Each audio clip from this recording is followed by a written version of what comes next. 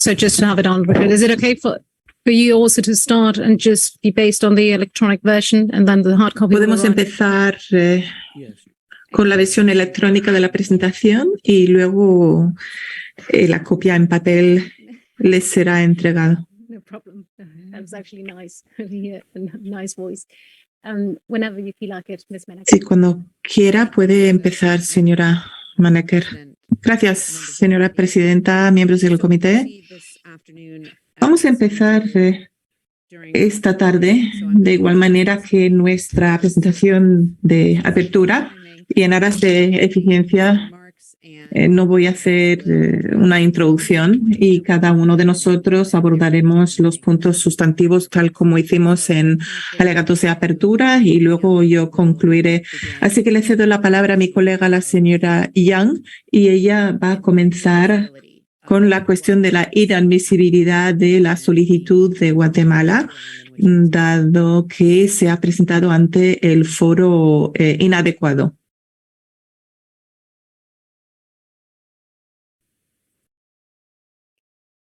Thank you very much. Good afternoon. Muchas gracias y buenas tardes, presidenta, miembros del comité. Empiezo primero con una precisión y si puedo proyectar en la pantalla la presentación.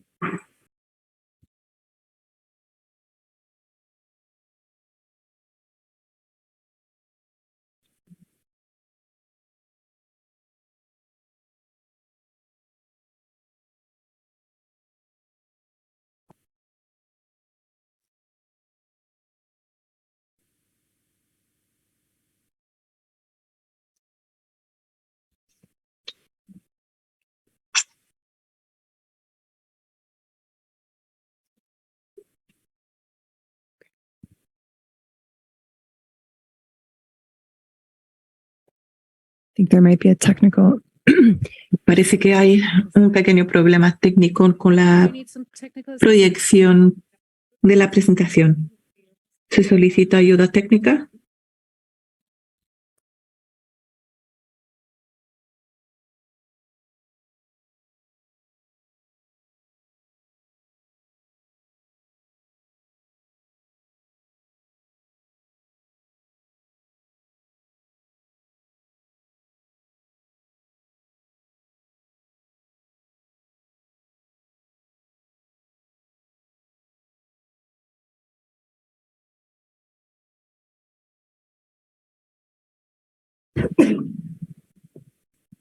So if we could turn then to the next slide, please.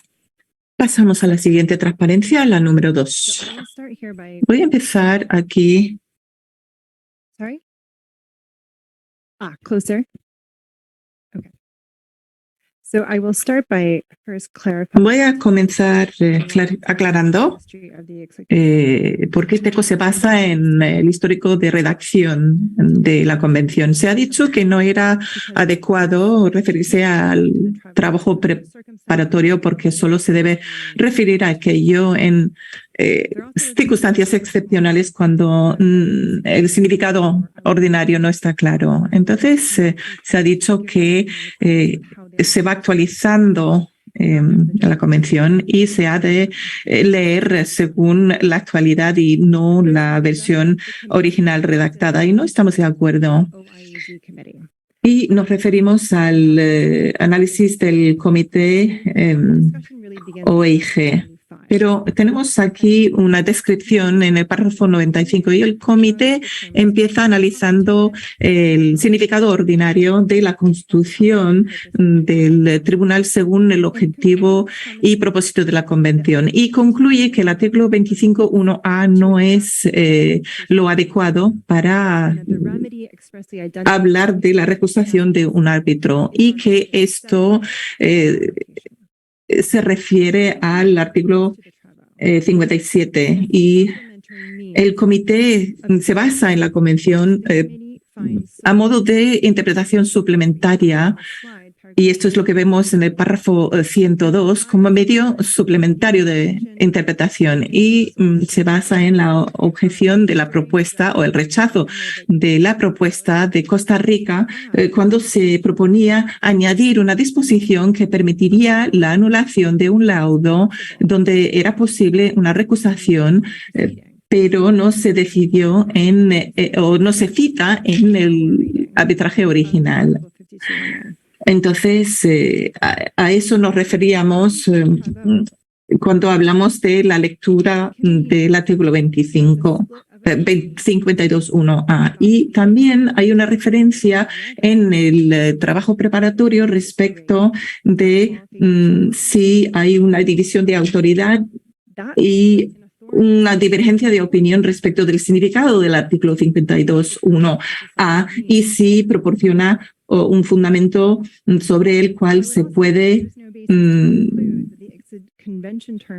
plantear causales de recusación en una anulación de novo. Entonces, esta mañana lo hemos comentado hemos comentado el hecho de que los Estados miembros estaban descontentos con la cuestión del significado de lo que se ha dicho en el tratado, y en ese caso podían, si no estaban de acuerdo con ello, enmendar o modificar el tratado.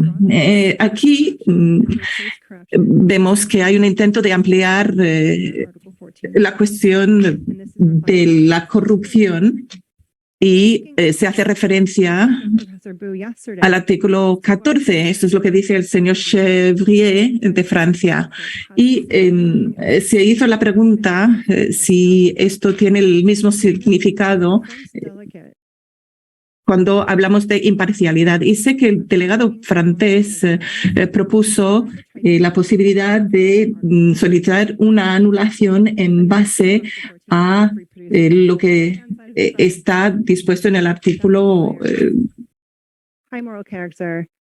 59. Aquí hace referencia a amplia consideración moral y la cuestión de la posibilidad de hacer prevalecer un juzgamiento independiente. Entonces, el delegado está diciendo que al referirse al 14.1 simplemente se refería a la falta de integridad y vicio en el carácter moral.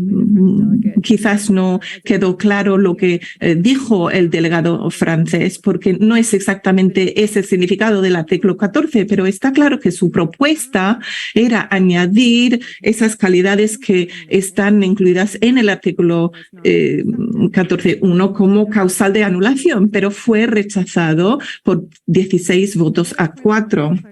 Otra cuestión que quería precisar es algo planteado esta mañana por el señor Torterola, que dijo en su transparencia 25, en referencia a una propuesta del delegado de China, que la corrupción debe limitarse a aquellos casos donde se ha evidenciado corrupción por un tribunal con jurisdicción y en referencia al tribunal en cuestión. Pero aquí la cuestión de la corrupción no es algo que ha de decidir el comité, sino que ha de basarse en la decisión emitida por el tribunal que tiene jurisdicción. También fue rechazada esa propuesta por los delegados, porque dijeron que el comité también tendría que de nuevo decidir este tema.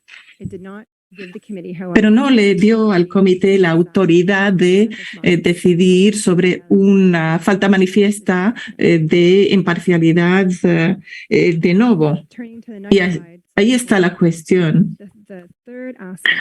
Ahora, el tercer aspecto del histórico de redacción sobre lo que se basa, Tico, es la limitación en el tiempo como causal de anulación. En esta transparencia, el presidente Broche explica que hay una excepción en el caso de la corrupción, con la excepción de corrupción, donde los causales son conocidos por las partes en el momento de presentar la petición de anulación.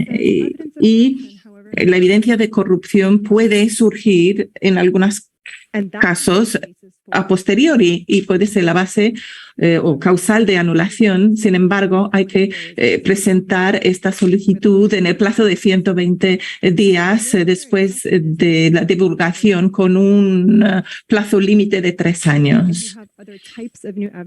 No hay otra excepción, pero hay que tener en cuenta si hay otros tipos de nuevas pruebas. Esto cae dentro de la cuestión de la revisión del artículo 51.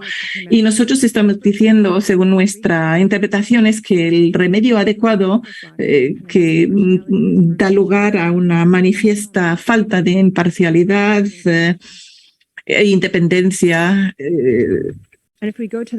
no es la corrupción en este caso.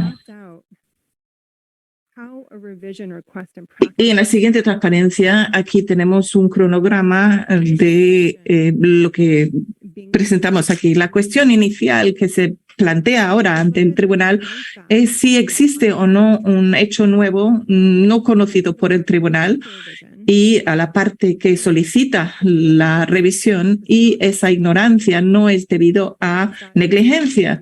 O sea, que no es ese deber afirmativo de diligencia debida.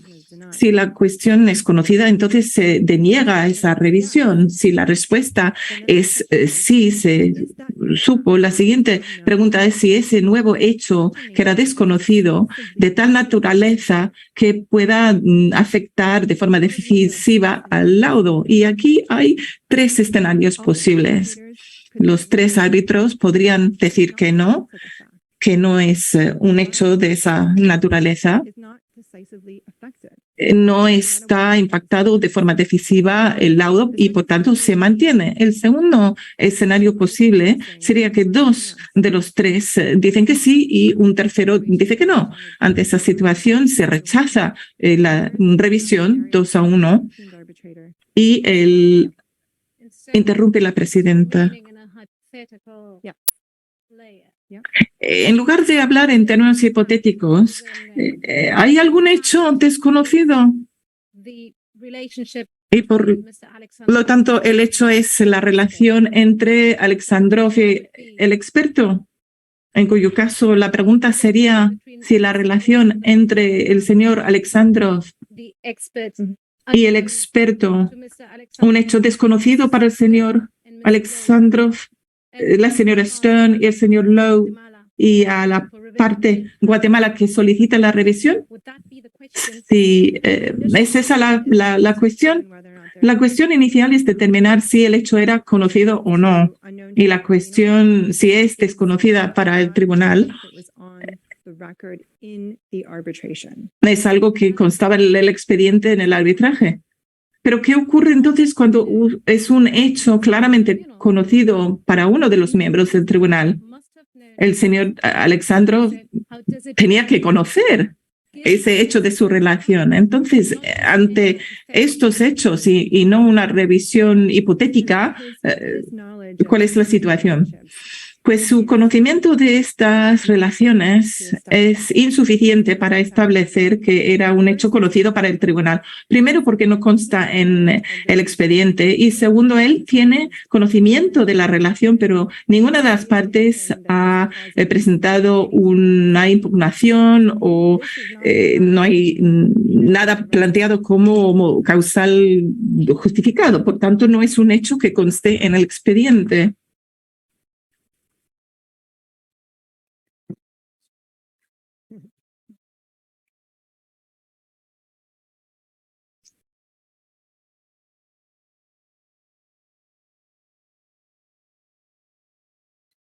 In the meantime,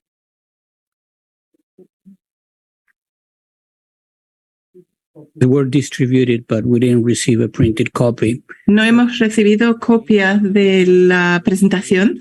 No tengo ningún problema en esperar que me llegue esa copia. No, I don't need. I would like to know whether it is for. Me gustaría saber si me van a hacer llegar una copia en papel. 3 for them. No, I'm telling you the truth. Of What course, it is. but please do Or because would I'm it- not using it. So I'm happy to I give don't you need it. mine I and just wait. would like to know whether it's for Of coming course, or not. of course, they're in Okay. progress, but I think they were rushed and under pressure, and they're just bringing them as they are ready. Is what I assume. But Yes. yeah, but maybe when If you you want- have this situation, you bring 4 copies, so we are all sure that we have. Mr. mean, we- Torterola, please. Okay. Thank you.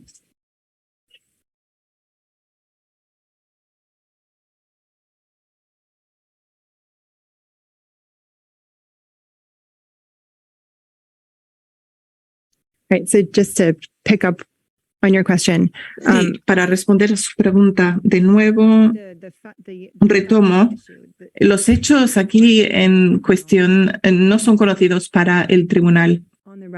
Si no está en el expediente, no se ha discutido ni se ha abordado en el arbitraje el hecho de que el doctor Alexandrov conozca las relaciones, no lo convierte en hecho que conste en el expediente y conocido por el tribunal. Ahora, hay otra cuestión que es afirmada por el comité OIG que dice que al analizar ese recurso de revisión,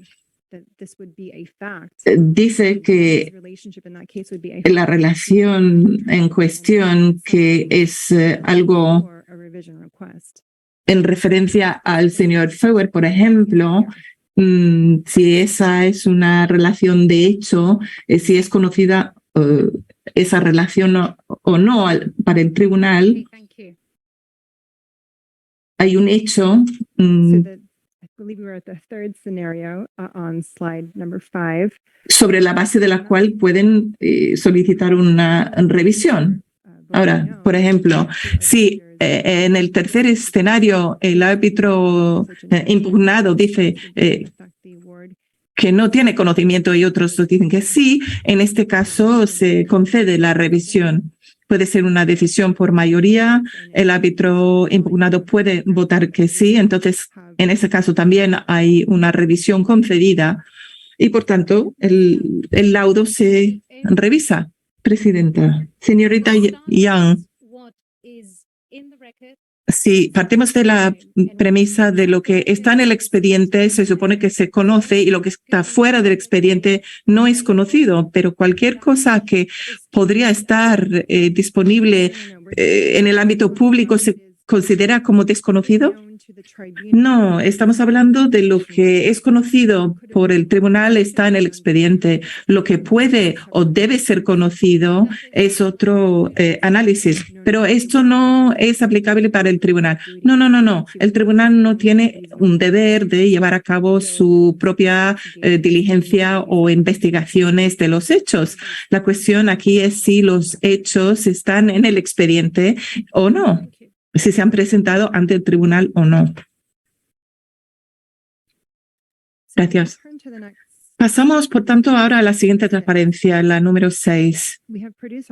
Hemos reproducido aquí el argumento de ayer presentado por el señor Smith, que confirma, en nuestra opinión, que un comité de anulación no está bien situado para determinar si un nuevo hecho tendría o no un efecto decisivo sobre el laudo. Como él observa, desconocemos lo que pasó realmente dentro de ese tribunal. Y eso precisamente a lo que vamos. El comité solo puede especular, no sabe exactamente lo que pasó en el tribunal ni lo que ha motivado su decisión y el comité ACER lo reconoce implícitamente. Por esto, la revisión es el recurso idóneo porque estas cuestiones se refieren a lo que determinaron o se vuelven a los que tomaron la decisión inicial y para que ellos determinen lo que es decisivamente diferente y pueden ellos revisar el laudo sin tener que anularlo íntegramente. Para la siguiente transparencia, en las 7, enumeramos aquí los motivos por los que pensamos que la revisión es el recurso idóneo desde el punto de vista práctico y político. Los árbitros o el árbitro en cuestión puede ofrecer explicaciones y todos los hechos pueden ser presentados ante los adjudicadores, pero en este caso el árbitro no presenta sus explicaciones. Ahora, esto también está de acuerdo con el proceso de debido proceso,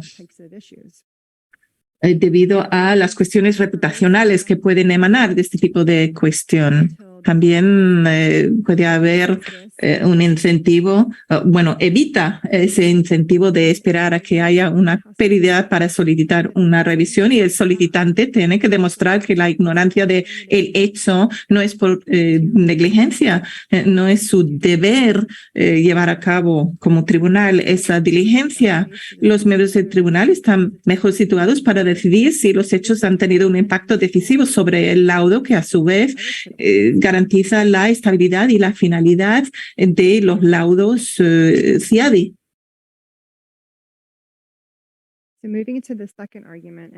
Pasando al segundo argumento ahora, que tiene que ver con esa renuncia, aunque pudiera concluir que tienen autoridad para concluir sobre la anulación. Doug Jones, entiendo que una solicitud de anulación bajo el artículo 52.1d, ¿hay algo que TECO quiera decir? Pues nuestro argumento bajo ese artículo sería que ese mismo análisis sería de aplicación. similar al 51.2a, como dice en los tribunales IEG y AURFIX. Esos comités dicen que no se puede llevar a cabo por la puerta de atrás una propuesta de recusación mediante procedimiento de revisión, porque el convenio contiene un recurso específico para la anulación y esto se hace bajo el procedimiento arbitral cuando está en curso. Pero si se solicita una recusación post-laudo, no se hace mediante una revisión. Entonces, según usted dice, sus argumentos de interpretación sobre el artículo 52 se aplican al 1D. ¿Es correcto? Pues en el significado ordinario, no, pero el resto del argumento tendría la misma fuerza. Ayúdame a entender esto. ¿Cuál sería cuál es el resultado?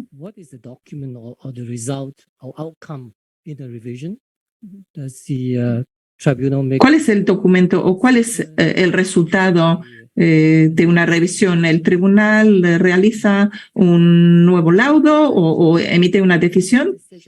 Si se rechaza la solicitud, se emite una decisión de rechazo. Pero si el laudo se revisa, se emite un laudo revisado. Pero ¿cómo es posible si uno de los árbitros se ha impugnado o recusado? ¿Cuál sería el resultado de ese proceso? Pues no necesariamente hay una decisión de recusación, sino un laudo revisado quizás por mayoría, o podría darse el escenario en el que demite el árbitro recusado y es sustituido, y por tanto hay un laudo revisado emitido por un nuevo tribunal. Entonces, en ese caso hay nuevos documentos divulgados, etcétera. Pero si uno de los árbitros es recusado como resultado de la revisión, ¿cuál es la consecuencia? ¿Cuál es el resultado? Esa es la pregunta que me hago. Si ustedes piensan que este es el proceso adecuado a seguir, es que me confunde.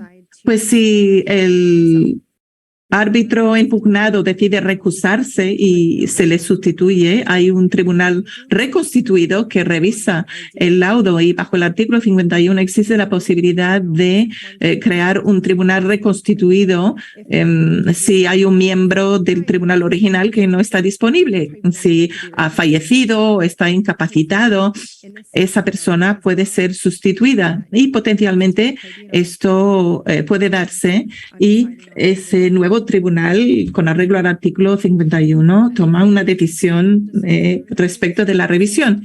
Y si esa persona decide no recusarse, ¿qué ocurre en ese caso?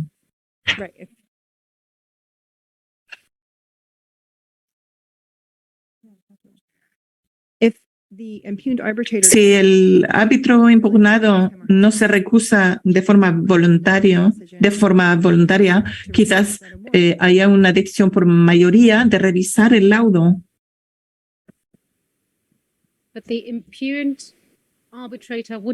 Presidenta, pero el árbitro impugnado decide sobre su propia recusación. No, porque la cuestión que se plantea ante el tribunal reconstituido sobre revisión está decidiendo en este caso si este hecho que puede impactar de forma decisiva da lugar a una revisión. No se está decidiendo si hay que recusar o no el árbitro impugnado, sino que la cuestión que se presenta es la decisión de si el hecho nuevo impacta decisivamente o no sobre el resultado del laudo. Y si la respuesta es sí, se revisa el laudo. Y si la respuesta es no, se trastorna la naturaleza final del laudo. Entonces, corrígeme si me equivoco, no hay forma, después de emitir un laudo, de recusar al árbitro. Esa opción no existe, no hay mecanismo, porque el único recurso disponible es para el mismo tribunal decidir si esos